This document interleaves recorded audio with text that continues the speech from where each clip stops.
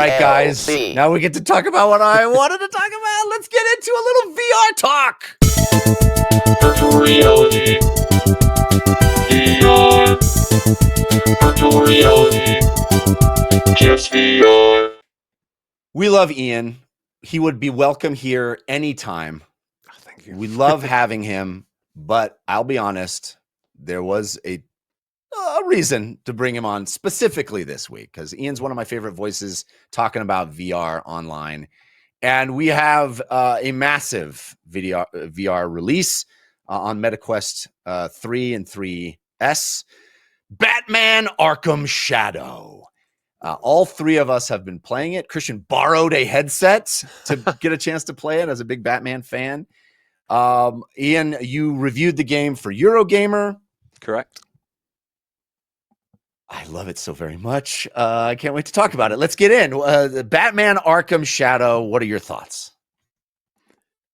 Well, who wants to go first? I mean, I can go first if you want. I'm letting you go first. Yes, okay. Go. Well, yeah. Obviously, I loved it. I reviewed it for Eurogamer. I gave it a 4 out of 5. It was a game I desperately wanted to give a 5 out of 5 because it is one of the most impressive VR games I've ever played on any platform. But as a standalone game that works without wires, without the power of a PC behind it, the visuals and just the immersion and the interactivity is incredible.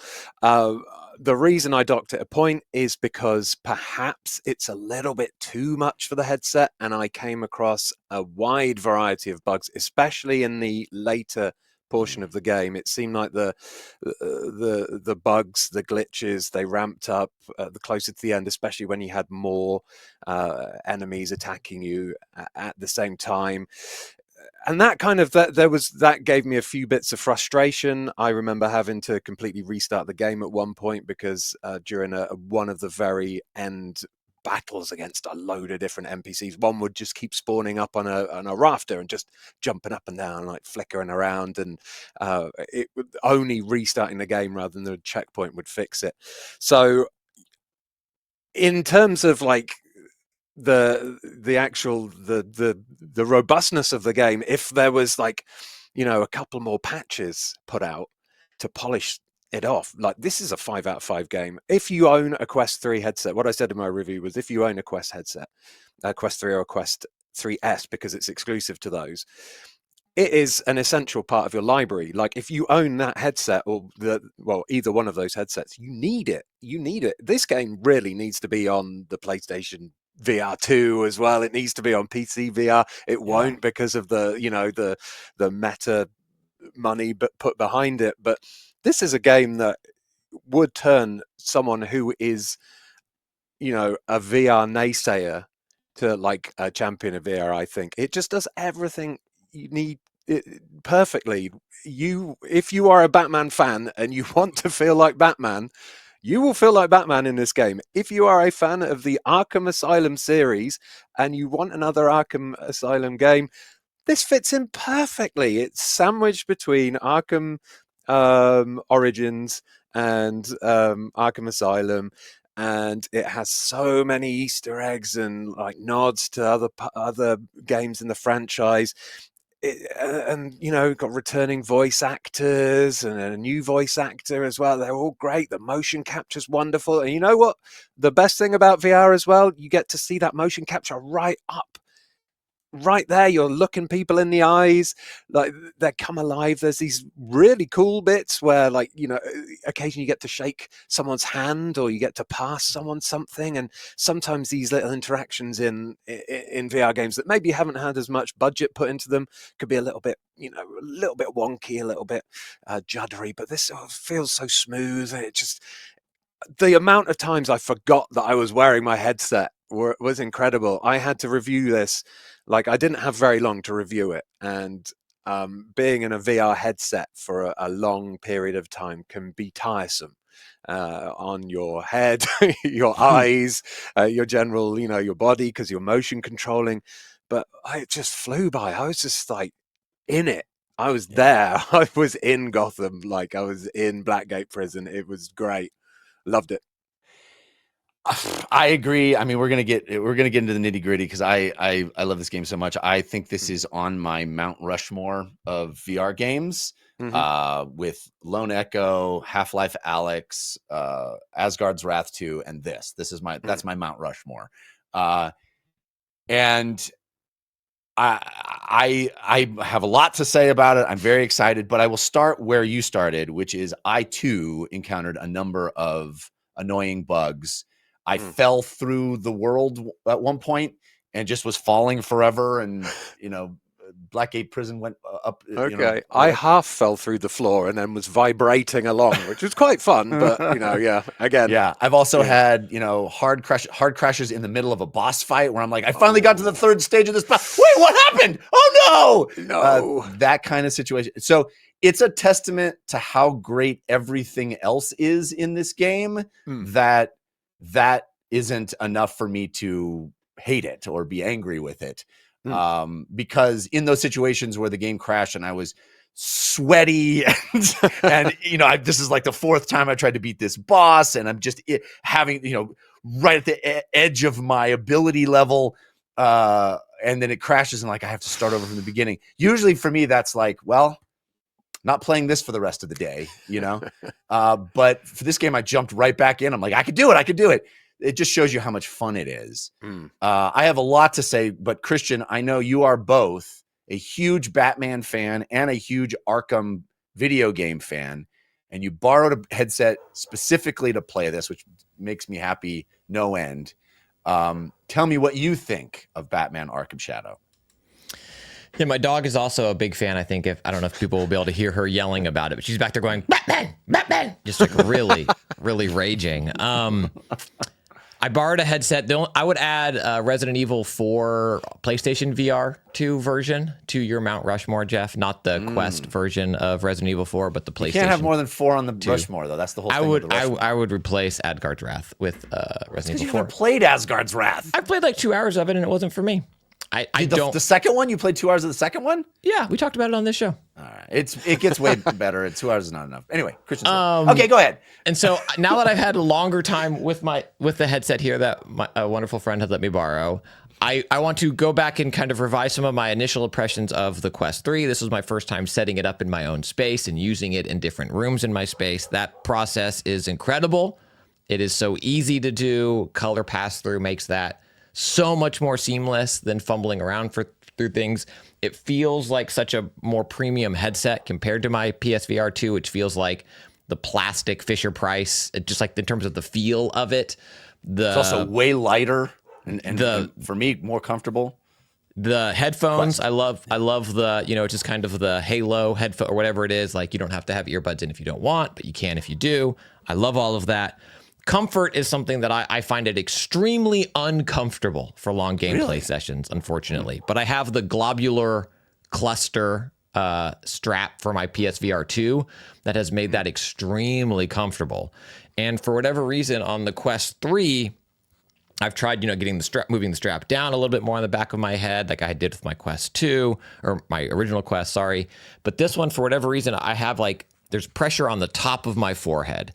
And I wouldn't notice it for 30-minute gameplay sessions. But the problem, quote unquote, for Arkham Shadow is that I've been playing it until the battery dies. This is definitely a battery die game. So in those longer gameplay sessions, I am noticing fatigue. As Ian mentioned, oftentimes playing a longer VR title can make that more noticeable. And so I've noticed that. It's a shame that you're borrowing this headset, because if you owned it, I would recommend a Bobo VR head strap, like Halo head strap, which is a bit like how the PlayStation VR 2 sits on, where the pressure is around your head rather than like that little just cord thing, like pulling down in your face. Much more comfortable. So if you do pick up a Quest 3 of your own, a Bobo VR head strap will solve those issues. Yes, that would be one of the first thing I'd do, or I'd look at that one, or maybe I think globular, which is such a weird word to say. I'm not familiar with those ones. But I think they also make a strap for the Quest 3. So that out of the way, I'm going to make you happy and angry at the same time, Jeff. Batman As Arkham you Shadow. always do. I have not finished this game. Jeff, I don't know if you've rolled credits. Ian, you rolled credits. Yeah. I have I think I'm 60 to 70% through would be my guess. Ian, you can blink twice if I'm right. I'm into having 2 days left, if that makes sense. There's like a countdown timer. Yeah. It tells you how many days you have left until this event happens. I'm in the process of the day where I've seen like 2 days left to whatever happens. So I feel like I'm close.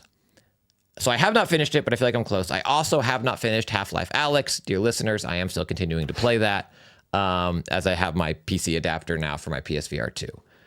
I am not going to say that Batman Arkham Shadow is a better game than Half-Life Alyx. I am going to say I like Batman Arkham Shadow more than Half-Life Alyx. I love the way it lets me be Batman. I love its approach to combat and that it's not a first-person shooter where I'm keeping track of where the bullets are on my thing and reload the mag and click this button and slide this thing. Like, I don't like some of that, one-to-one hand tracking in VR games. Part of the reason I love Resident Evil 4 on PlayStation VR 2 so much is that you still aim to shoot, but a lot of the stuff is still video gamey. You push a button to reload. Like, that's all it is. And the way Batman Arkham Shadow handles its combat, we had talked about before watching the video, Jeff, that it looks like it's almost a rhythm game. And while I don't think that's factually incorrect, to me, it plays differently than that. What I think is so smart about Arkham Shadow's combat is because it's fisticuffs and you're doing all of the Batman things, what these prompts or rhythm game interfaces do is slow you down. And I think that is such a smart gameplay decision because far too often in punching or sword swinging VR games, Vader Immortal or whatever, you kind of just feel like you're like, just like flapping your arm because you don't have the weight of a samurai sword in your hand. Or I'm doing Creed Road to Glory and I'm just like, and I can, speed bag like I couldn't in real life. And here I need to be intentional with my strikes. Yes, it's not just slowing you down, it's forcing precision. I think that's the key. Is not just slowing you down. It's asking you to be, as you say, intentional and precise and will penalize you for not. And I think that's the key to not making it feel like a goofball simulator and making it feel like a Batman simulator.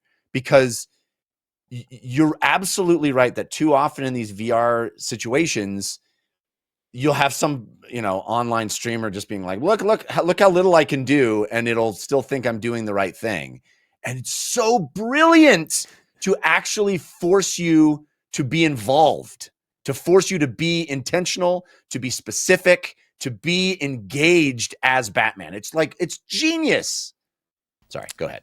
Yes. And I agree with all of that. It really makes it feel like I'm doing the things that I have seen in Arkham Asylum and that intentional combat flow, which is so smart. And this is a full, as Ian mentioned, it is a full Batman Arkham game. All of the tools and the moves, the enemies that have the shock baton or the shield that you need to jump over to then attack from behind, it's getting your Spidey sense, your Batman sense and blocking people, but it's all moved into VR in a way that I don't know if I've just gotten more VR legs by all of my GT7 training. Toyota, call me for your GR Cup team. I want to race with Keanu Reeves. Or, the way that this game runs, and I've also experienced my share of bugs, but I'm playing, the full smooth movement, running around. This game does not offer teleportation, but I haven't had any issues needing that or wanting it. And all of the things you get to do, you talked about this in the short we did, Jeff, for YouTube and Instagram. You push the button, pull your cape out, and you do the glidey thing. You do the thing. You drop off gargoyles and grab people and punch them, and you go into predator mode. All of the things from an Arkham game are there. And it's just, and also, this is a feature, not a bug for me. So please, I know I have resting, disappointed voice. This is not disappointment. I like this. This is a feature, not a bug. it embraces the stupidness of the Batman Arkham plots, which I love. Like, Blackgate is such a horribly run prison. It is so dumb. And I like that camp, you call it camp or whatever, like gothic camp of the Arkham games, where it's like, yeah, I'm in prison now. This is going to be, well, come over here to my shop and we're going to go this way. And, here's Dr. Crane just doing Dr. Crane things with no oversight. And this prison is so run down, you can just break open walls. It's got all of that campy, silly, dark Batman stuff in it. It's phenomenal. My really only nit about the game itself is I think it still has you do a few too many turn the wheel. That's not fun. That's really your complaint. That's what I'm saying. That's literally my only nit. It's like, let me push a button to do that. That's never fun. Oh my gosh. In VR. Okay.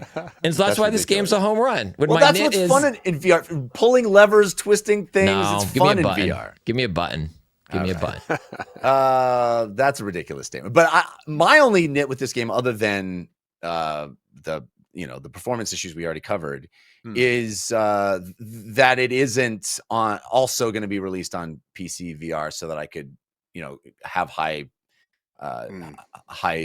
resolution textures, and this game would be prettier. It could be prettier. It's already real pretty. I think it works. And man, they do some awesome things with masking load times, which is one of the big things I was worried about, is that I felt like, oh my gosh, this game's going to feel small. I'm going to be sitting on loads every time I want to walk.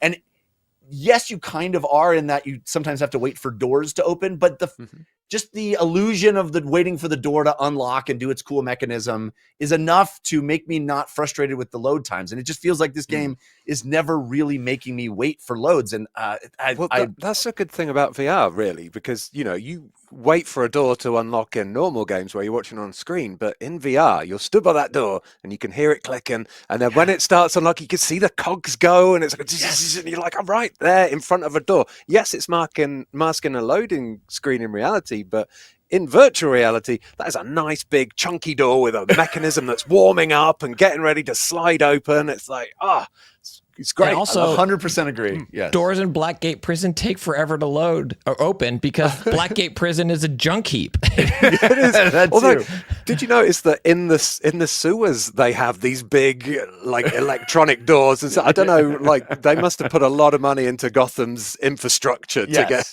all these big mechanical doors in the sewers. The sewer retrofit project to put the door in. Yeah. One negative that I did touch upon in my review, it's not really a negative, but I would say that the very start of the game, the prologue is 2 hours long, and you at a couple of points you emerge out and you get these wonderful views of Gotham. There's great lighting, you get these neon lights on these big towering buildings, fireworks going off in the distance, and you kind of think to yourself, wow, I've got this big Gotham to explore. And it's actually a little bit of a smoke screen when in Gotham. It's still a bit Metroidvania-y, but it is actually quite an illusion that you're in a big part of Gotham. The main action does take place in Blackgate Prison, which is also nice, but it's a prison, so it doesn't have that same beauty and the same neon lighting treats that you got from Gotham.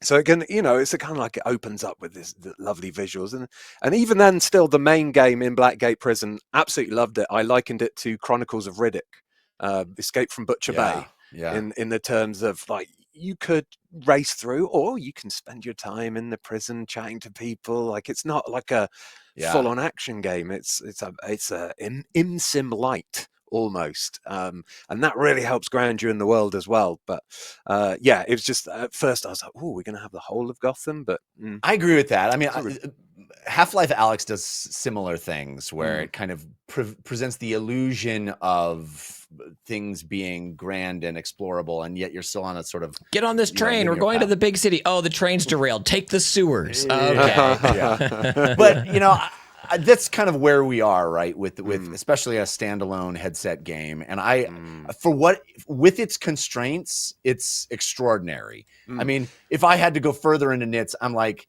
every single second I'm Batman, this is the greatest game I've ever played.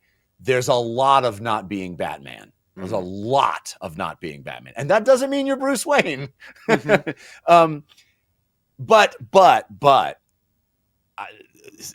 little nits aside, I want to be very clear as to how much freaking fun this game is. And Christian, you're so right. Who would have thought that a VR brawler would actually work better than a VR shooter? I mean, shooting in VR is very fun, but they unlocked something here with the physicality of Batman, with the punching of Batman. And there's been boxing games, as you pointed out, the Creed games, and there's been a lot of exercise games to sort of use that. Even Beat Saber, for a large extent, is doing similar things.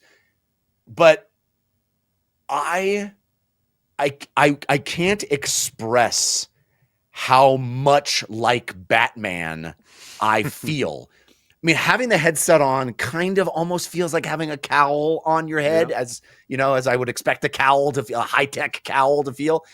And there have been moments where I found myself doing things that sort of in retrospect or in the moment, I'd step outside myself and look back and be like, oh, you're doing the thing. Like, for example, there'll be a bunch of dudes that walk up to me to start a fight, and I will do literally in the headset in my bedroom, I will do the thing they do in movies where I like take my head back and forth and roll my shoulders like, all right, let's do this. You know, like it's big, like the Rock in a movie where he'll just like crack his neck and like, you know, stretch like we're about to have a brawl. And then I'm really brawling. I'm punching dudes and flipping around. And to the point where, and I suspect, Christian, you'll disagree with me here, but to the point where it almost feels like the original Batman Arkham combat is an adaptation of this. It makes so much sense to be doing it. And you are so right in pointing out that you do everything you do in a regular Batman Arkham game. You do all the moves, the stealthy moves, the actiony moves. You're flipping back and forth between multiple guys. You're having to deal with dudes with guns. You know, you're having to deal with dudes with batons. You're flipping around. There's harder guys that will always block your punches, so you got to figure out ways to stun them first. All the stuff you're doing, juggling between different enemies, bopping back and forth, that sort of Batman chaos, improvisational, you know, dealing with multiple guys. I'm doing that. But it feels like because I'm doing it without pushing buttons, I'm doing it with my fists. I see a punch coming from my periphery. I'm shooting my hand out and jumping over to this guy. I'm leaping into the air. I'm literally pulling my cape around to stun a guy. Like, I am the Batman. And it feels like they adapted that natural human activity to a button for the earlier games. It just feels like that's the more primitive way of doing the reductive way of doing the things that just make sense here. And it's so fun. I don't know about you guys, but I am throwing haymakers, man. Dude, like, you know, one of the finisher moves where you reach out and you grab two hands and pull down to finish? Like, I instinctively bring my knee up, my real life knee up to knee them. Like, it's just really puts you in the place. And like you were saying about the senses that let you jump to and fro from enemies.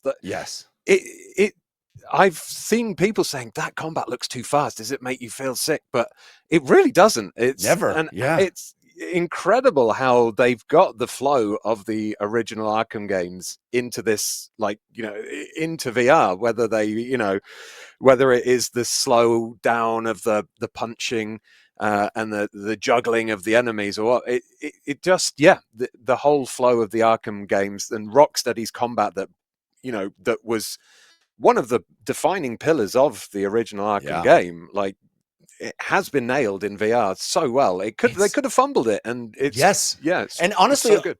As I was hearing about people who got early hands-on that I did not get, and they described it more as we had a friend who described it as, Beat Saber, like it's kind of a Beat Saber-esque. Mm. And I was really worried that it was going to feel real paint by numbers and, constrained, but they managed to walk this really interesting line where, yes, you're following prompts and it's requiring precision and you can get it wrong because you didn't do the right prompt, but I'm also in that flow state, that improvisational, where am I going? I'm making decisions. I'm deciding what to prioritize. They chuck in all this cool stuff, like really crunchy, punchy noises, slow-mo moments where you're like, I've hit this guy. I feel like I'm in a movie. It's like, there's so many little bits of this jigsaw puzzle that comes together to make an amazing picture. And I'm looking over here and seeing a guy get, reloading his gun. So I jump over there and punch him.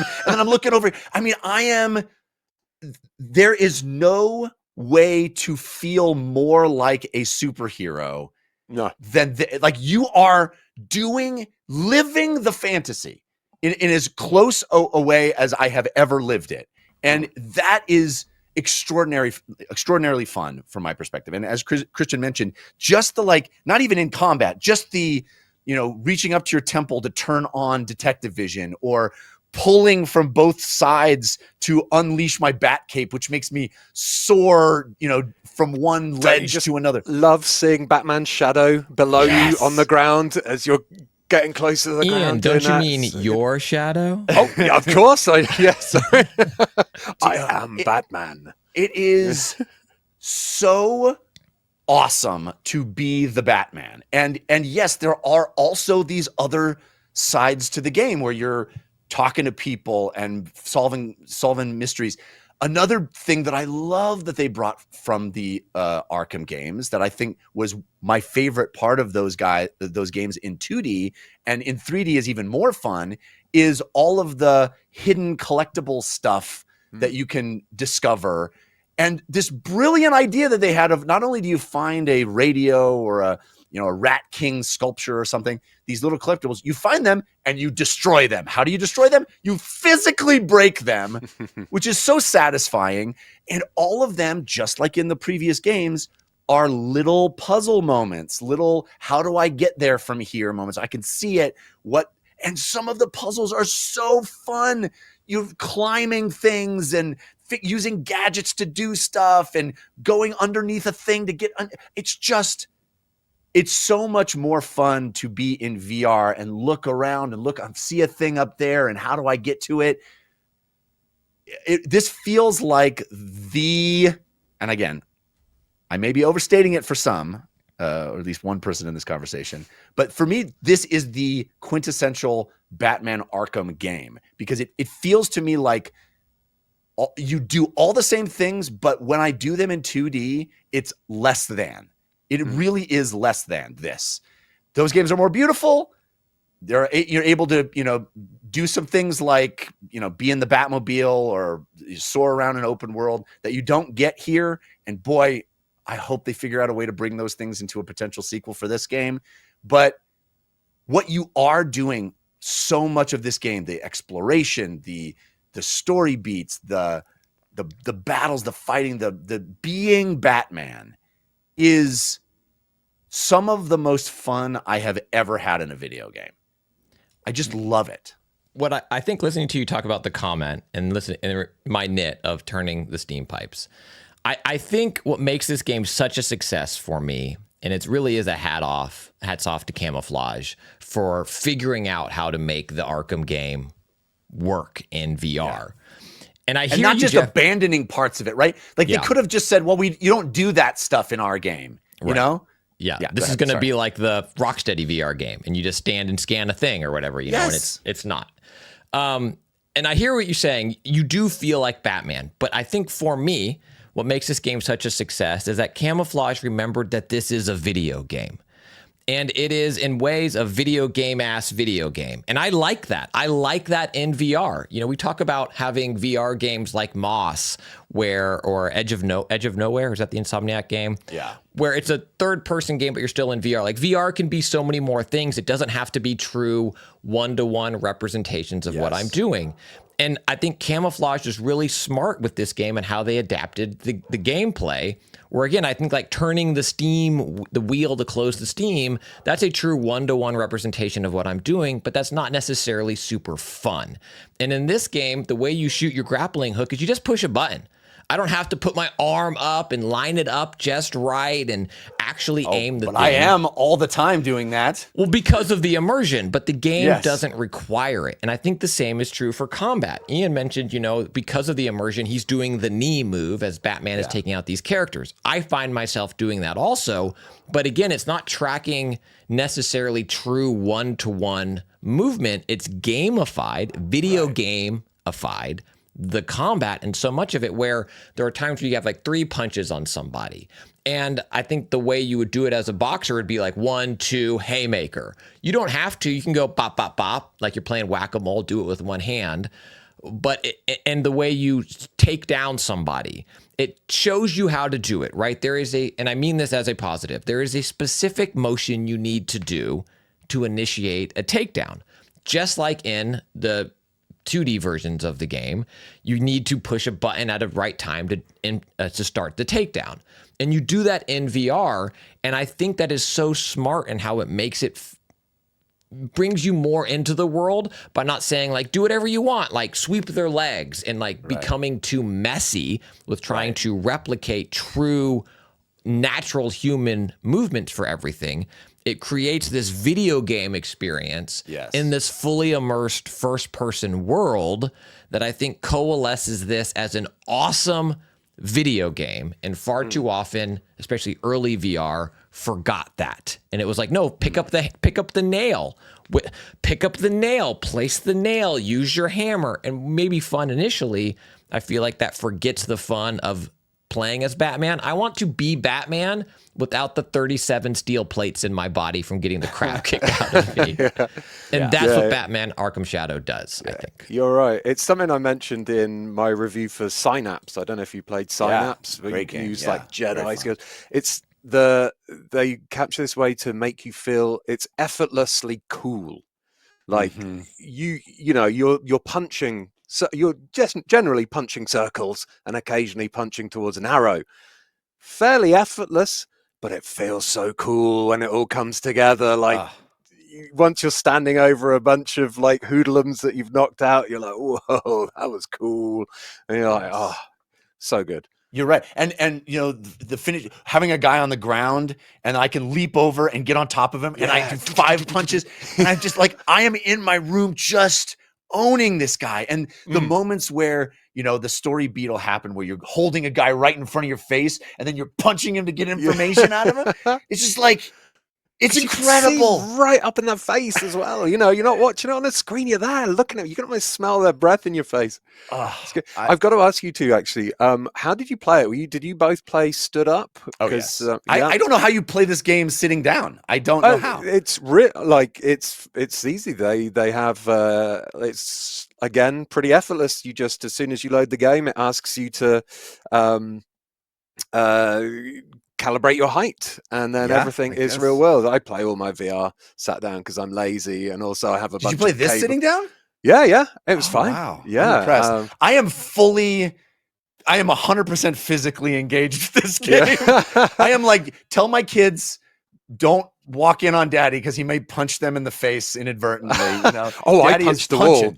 I punched a couple of these pictures that are behind me. My knuckles were hurting for like 2 days after the review. But yeah, like sat down. I was, bringing my knee up and stuff, and because it calibrates you like, just a perfect height. Standing up is optional. It's probably a little bit more immersive and easier because you can physically turn around. And I use thumbstick turning a lot. I'm just used to it. Me too. And it was perfect. But yeah, so you guys played stood up. Yes, Christian, were you standing? Yeah, I stand like my legs back against a couch, so I know that kind of grounds me. Security couch. Yeah, it's like, this is, if I do something too stupid, I'm sitting down on a comfy couch now. I did take it because it is cordless, right? This is Quest 3. My PSVR 2 is very corded. I did take it out into my backyard, and I was like, I am curious how much more this makes me feel like Batman, like literally running over to the guys. And again, not a nit, a testament, I think, to Camouflage's game design. It didn't add that much because you don't actually need to run over to the guys. It does the same thing the 2D versions do, where you kind of are able to glide over to people. And that smart implementation of that makes this really work as just a standing, seated experience where you don't need a 20 by 20 warehouse to be Batman. Yeah. And it really is, it gets challenging. Like it's not, it really has the level of challenge that I'm looking for. I also think I'm curious if there are, it appeared to me that there are some branching pathways through the narrative that I didn't take, that I feel like I got the coolest version of some moments. And I think there could have been a different version, but maybe it's a trick that you're always going to get the cool version. Like there's a thing that happens with a movie theater screen that I was like, this is the coolest thing, but I feel like I discovered I could do it rather than the game telling me to do it. You guys know what I'm talking about? I know the moment you're talking about. I don't want to say what happens because it felt like there was a door. There was a door you could take that would get you to a place, and then there was this other way. The other way. I think the other way is the way you had to do it because I did try the doors and it was locked. Oh, it was locked. Okay. Yeah, all but right. the moment you're talking about, epic moment, like just incredible. Like yeah. And also not bad design. I think some of the best design is stuff that makes you, it's the Portal design. It's Left 4 Dead. It's like, oh my gosh, I figured out where to go through this crowded forest to escape. And the game designer's like, no, you didn't, you idiot. We led you there. And Batman Arkham Shadow does a lot of that too. Like I figured out the coolest way to grapple over here and glide down over to this. And I exploded this wall and I snuck down on this guy. Aha, I'm Batman. And they're like, yeah, you idiot. That's exactly what everybody does. And there's a number of times where you have to like put together the clues, like actually think about things and decide where to go next. And I feel like, am I just always nailing it? Or does it actually let me go these other places? I don't know. No, I think if you pick the wrong one of those, it just goes, oh yeah, that's actually not, it's a good idea, but yeah, not great, Batman. Like that was my Alfred voice. It's pretty good. It's better than mine would be. The only other criticism I have is, you guys are talking about great design. It is great design. You know what is not great design? The map. This is a terrible map. Yeah, actually, you're right. Yeah, getting to viewing different levels of it. I could never work out how to view, if you even can view different levels of it. Like, and trying to plot your course from one location to another, it's like impenetrable. You go because it doesn't really show you. And then they'll say things like, "You need to go to the personnel processing," and I was like, "Oh, cool! I'll pull up my map and see where it's labeled personnel processing." Nope, no labels on the map. You just have to remember where that was, I guess. Yeah, I mean, one of the things I'd say about that is in VR, I find that I don't get lost as much because it feels like a real place. A good example of this. Well, I get lost in real places, Ian. Oh, fair enough. I must have a good sense of direction. But I don't know. Like a good example is Dark Souls. Right? I always get lost in Dark Souls. I've played it a few times now. I'm like, where am I? There is a flat screen to VR mod by a prolific modder called Luke Ross, where you can play Dark Souls in VR. You can play it from first person, very difficult. You can also play it third person. And I find it makes being in VR and being able to see it in 3D and being able to feel it as a sense of space makes me instantly understand the world and where I'm supposed to go. Which I just can't do in flat. And I think with Batman, once I'd been one place, I knew that I had to go through the shower room to get to the yard. And, when you're in there, you've got the signposts up everywhere and stuff. In a way, not being guided by a waypoint makes it a little bit more immersive because you have to pay attention to your surroundings. You have to look at the signs and you have to, it's obviously might be a bit plodding and confusing for some people who just want to get straight to the point. But yeah, I kind of enjoyed having a little stroll around and noodling into the wrong areas occasionally. I agree with you about not having a waypoint. Like, I'm glad it didn't have waypoints that were messing up my immersion in VR. But I would have liked the map to be better. When I choose to go to the menu to look at the map, I should have a better sense of where the heck Yeah. everything is. I absolutely agree with you about because there's layers. The map is, Yeah. layered over the top of each other. And there were times where I was like, where am I? What am I doing? Yeah. But yeah. And they'll be like, you'll go to the map, and he's like, "I've marked it on your map, sir." And you know, that's a good Alfred. I had to try. Then it'll show you the little marker, and it's like out in the middle. I'm like, how the hell do I get there? It just gives me no information, like a general direction to walk. Anyway, He's a butler, not a chauffeur, Jeff. I guess that's true. I guess that's true. I mean, he also is a chauffeur, but you know what I mean. Just so much fun. Christian, is there anything else you want to say about maybe, how it relates to other Arkham games story wise or anything like that? It's the real deal. It's the real deal. I think it's just as much canon as any of the others, and works within lots the of world. Cameos, lots of fun Batman lore stuff. Yeah, again, in the best stupid kind of way, right? Like it's like, oh, I'm seeing the origin of how this criminal became the thing they are, and it's silly, it's fun, it's like kind of a wink and nod, but also performed very well. Ian mentioned the voice cast, and they knock it out of the park. They knew the assignment when they showed up, right? And they delivered, and they hit it out of the park. Hats off to Camouflage again for doing something that I think most people thought would be nigh impossible. I agree. And I think they showed, with the Iron Man game that they got it. They knew how to make you feel like Iron Man. They didn't quite have the resources there to, make it a complete home run. But I think that game's underrated. And I just can't wait to see what they do next. I hope this leads to more people, giving VR a shot. I don't know how you guys feel. For me, this feels like a system seller. It's bundled in with the 3S and the 3 now as well, I think. I have many people in the comments for my review and my review chat video that I did on Eurogamer saying that, I don't have the money really, but goddamn, I've got to get a Quest 3 now and stuff like that. Yeah. So that, it's like, it's 100% a system seller, whether, it'll sell straight away or people will wait for Christmas time. Maybe that's a better time to get it. But I would be very surprised if people didn't pick up a Quest 3 just to play this game.